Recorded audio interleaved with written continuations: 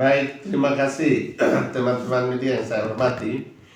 Saya atas nama pimpinan dan anggota Badan Kehormatan akan menyampaikan pernyataan dan informasi kepada publik sehubungan dengan proses etik yang sedang dilakukan oleh Badan Kehormatan terhadap dua anggota yang dilaporkan. Yang pertama bahwa Badan Kehormatan setelah mendapatkan pengaduan daripada masyarakat terhadap anggota yang terhormat Saudara Hendrikus P. Babis, maka Badan Kehormatan telah memproses laporan tersebut dengan mendapatkan keterangan dari korban, kemudian para saksi, dan juga mendapatkan keterangan dari anggota yang terhormat Pak Hendrikus Babis sebagai Hendrikus P. Babis selaku terlapor. Kemudian Badan Kehormatan juga melakukan konsultasi dengan ke Mahkamah Kehormatan DPR RI dan juga ke Badan Kehormatan DPRD Provinsi. Dan terakhir kali Badan Kehormatan juga melakukan kunjungan ke lapangan dan melakukan dua wawancara dengan masyarakat di lapangan. Setelah itu Badan Kehormatan pada hari Sabtu lalu telah ada dalam pleno Badan Kehormatan, dan pada hari Senin yang lalu,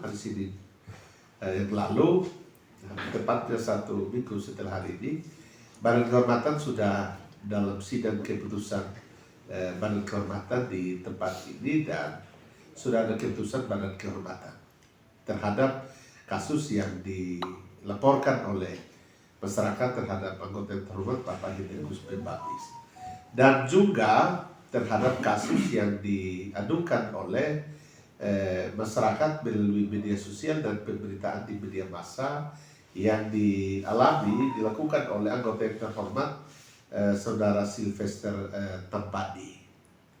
Nah, terhadap dua kasus itu semua sudah diproses dan sudah diputuskan oleh Badan Kehormatan. Nah, sesuai dengan peraturan DPRD nomor 3 tahun 2024 tentang tata beracara Badan Kehormatan, maka setelah ada putusan Badan Kehormatan, maka paling lambat 5 hari setelah putusan itu ada, Badan Kehormatan harus menyerahkan putusan itu kepada pimpinan DPRD dan pimpinan fraksi. Dan hari ini, dari 5 hari kerja, maka hari ini Badan Kehormatan sudah harus hari terakhir. Dan karena itu hari ini Badan Kehormatan sedang mempersiapkan sebuah dokumen ini untuk setelah ini akan langsung diserahkan kepada pimpinan Dewan. Dan setelah itu sesuai dengan peraturan DPRD nomor 3 tersebut, pimpinan Dewan paling lambat 7 hari kerja harus menyampaikan rekomendasi Badan Kehormatan ini, putusan Badan Kehormatan ini kepada anggota yang bersangkutan.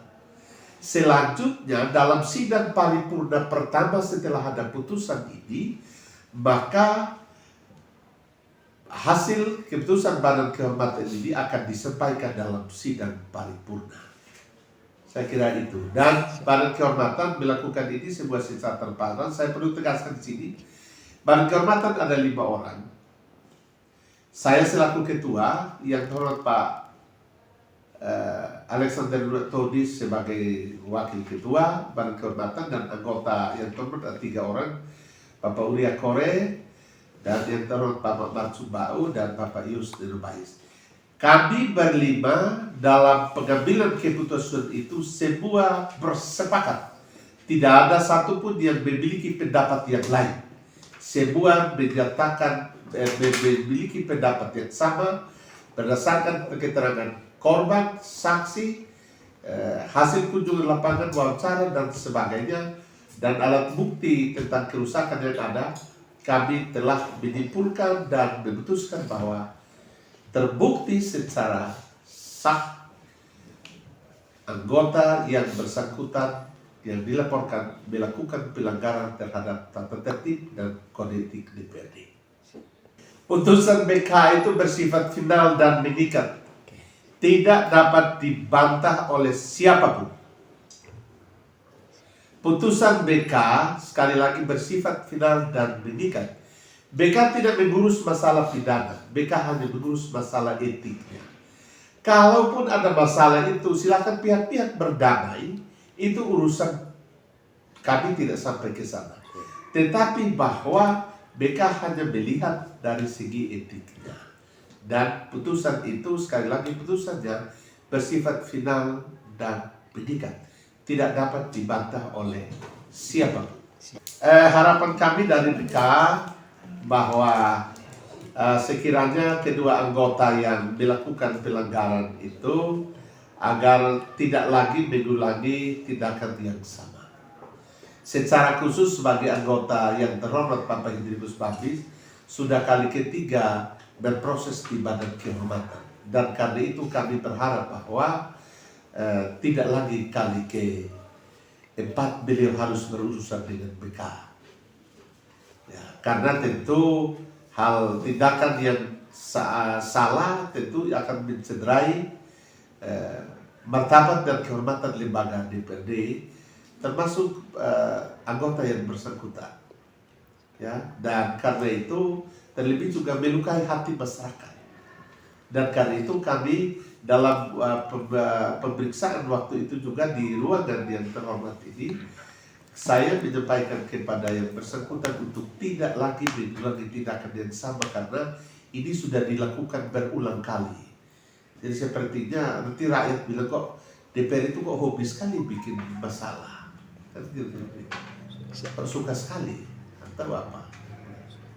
Jadi itu harapan kami, dan tentu terhadap anggota yang bersangkutan itu harapan kami dan BK demikian, tetapi juga bahwa tentu ini menjadi ragu-ragu yang keras bagi kami semua 40 anggota DPRD di lembaga ini, agar kemudian tidak agar berhati-hati menjaga kata, sikap, dan tingkah laku dimanapun berada, agar tidak dilakukan pelanggaran yang sama terhadap masyarakat atau terhadap sesama anggota atau terhadap siapapun.